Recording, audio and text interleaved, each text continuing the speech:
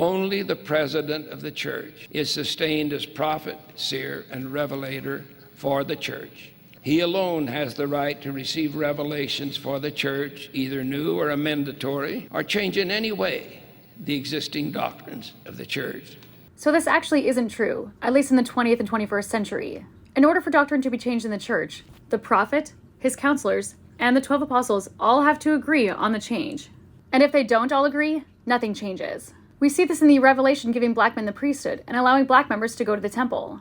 Spencer W. Kimball became the prophet in 1973. And as soon as he was put into office, his main focus was spreading the gospel into the entire world. And he knew that the only way that he could do that was by lifting the ban. But he also had to convince his counselors and the 12 apostles. So through years of effort, President Kimball was able to convince his two counselors, and later many of the 12 apostles, that the ban had to be lifted.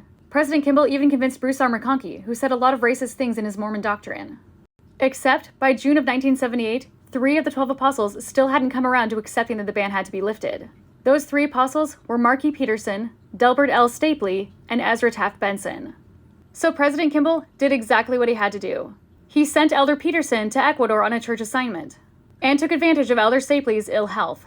That might not be the right way to put it, but he was in the hospital nonetheless. So with those 2 apostles out of the way, President Kimball was only left with Ezra Taft Benson to contend with. During that meeting in the Salt Lake Temple, each of the brethren spoke in turn about why they thought the ban should be lifted. And eventually Benson came around to agreeing. And so, all were unanimous. Afterwards, when Elder Stapley and Elder Peterson found out that everyone had come to an agreement, they were like, fine, we'll support lifting the ban.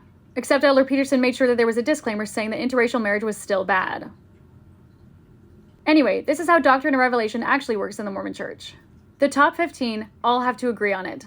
Like Elder Packer, who was literally there at that meeting, I was taught that the prophet speaks to God and was the only mouthpiece for God. And today the church says that the leaders receive revelation through the promptings of the Holy Ghost. And so my question to the Mormon Church is this: if the leaders truly receive revelation by the Holy Ghost, then why doesn't the Holy Ghost tell them all the same thing? It's almost like there isn't a Holy Ghost, and they're just men making decisions based on their own biases.